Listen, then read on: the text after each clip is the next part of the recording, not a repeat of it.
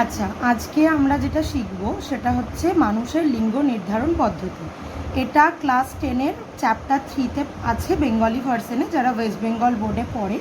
তো যেখানে আমাদের চেকার বোর্ড শিখতে হবে, তো আজকে আমরা মানুষের লিঙ্গ নির্ধারণ পদ্ধতিটাই করব।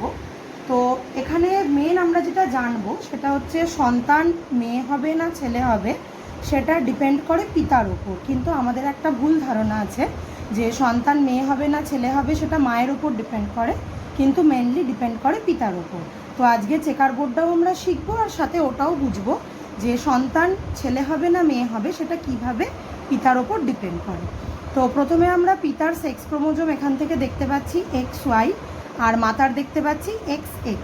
তাহলে টোটাল প্যারেন্টস জন্য মানে পিতার মাতার মধ্যে আমরা টোটাল কি দেখতে পাচ্ছি 44A + XY, আর মাতার মধ্যে দেখতে পাচ্ছি 44A + XX। তো যখন এখানে আমরা গ্যামেট উৎপাদন করব, তো পিতার ক্ষেত্রে এটাকে বলা হয় শুক্রাণু, আর মাতার ক্ষেত্রে এটাকে বলা হয় ডিম্বাণু। তো কী কী গ্যামেট আমরা পাবো, 22A মানে হাফ হাফ হয়ে যাবে, এটা শর্টকাট মনে রাখার। তো 22A + X যাবে আর 22A + Y যাবে। তো এখানেই আমরা দেখতে পাচ্ছি পিতার ক্ষেত্রে দু রকমের আমরা গ্যামেট পাচ্ছি, একটা X আর একটা Y। কিন্তু মায়ের ক্ষেত্রে যখন আমরা ভাঙবো তখন দুটোই সেম জিনিস পাওয়া যায়, সেই জন্য এখানে দুটো আর লেখা হয়নি, একটাকে দিয়ে আমরা দেখিয়ে দিয়েছি। তো কি পাচ্ছি 22X আর আরেকটাও পাবো 22A + X। তো সেখান থেকে আমাদের নিষেক পদ্ধতিতে জাইগোট তৈরি হবে। কীরকম হতে পারে, যদি পিতার এই গ্যামেটের সাথে মানে 22A + X এর সাথে মাতার 22A + X মিলিত হয়, তাহলে আমরা জাইগোটে কি দেখতে পাচ্ছি 44A + XX। তো XX মানেই আমরা কি জানি, আমাদের কন্যা সন্তান তৈরি হবে। তো এখানে জাইগোটেই আমরা পেয়ে যাচ্ছি কন্যা তৈরি হবে। এবার যখন ওটা পরিস্ফুটন ঘটবে তখন আমরা পরিণত কন্যা দেখতে পাবো। তো আমরা শুরু করেছিলাম P জনুতে, শেষ হবে কোথায় F1 জনুতে। মাঝখানে কিন্তু গ্যামেট উৎপাদন আছে, তারপর কিন্তু জাইগোট আছে। আবার পিতার ক্ষেত্রে এক্সটা না লেগে আমার ওয়াইটাও লাগতে পারে।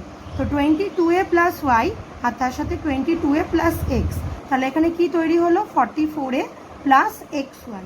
তো এখান থেকে আমরা বুঝতে পারছি পিতা যদি ওয়াইটা না দেয় বা পিতার ক্ষেত্রে যদি ওয়াইটা উৎপন্ন না হয়, তাহলে কিন্তু ছেলে তৈরি করা সম্ভব নয়, কারণ মায়ের ক্ষেত্রে একটাই আছে, কিন্তু পিতার ক্ষেত্রে আমরা দুটো ধরনের গ্যামেট আমরা দেখতে পাচ্ছি। তো এখান থেকে কি তৈরি হয়েছে 44A + XY পুত্র। তাহলে এটা জাইগোট হলো, এর পরিস্ফুটন ঘটে এরা পরিণত পুত্রতে একদম প্রপার যেটা আমরা দেখতে পাই মেয়ে বা ছেলে সেটা আমরা দেখতে পাবো। তো এখান থেকে আমরা কনক্লুশনে কি পৌঁছালাম যে 50% মেয়ে হতে পারে বা কন্যা হতে পারে, আর 50% ছেলে বা পুত্র হতে পারে। তো চেকার বোর্ডেও আমরা সেটাই দেখব। প্রথমে আমরা গ্যামেটগুলোকে লিখলাম, এটা শুক্রাণু দুটো আর এটা মায়ের একটাই ডিম্বাণু। তো এখান থেকেও দেখো আমরা একই জিনিস পাচ্ছি, এই দুটো মিলিত হলে স্ত্রী পাচ্ছি, আর এই দুটো মিলিত হলে যেহেতু XY হচ্ছে তো আমরা কি পাচ্ছি পুরুষ পাচ্ছি।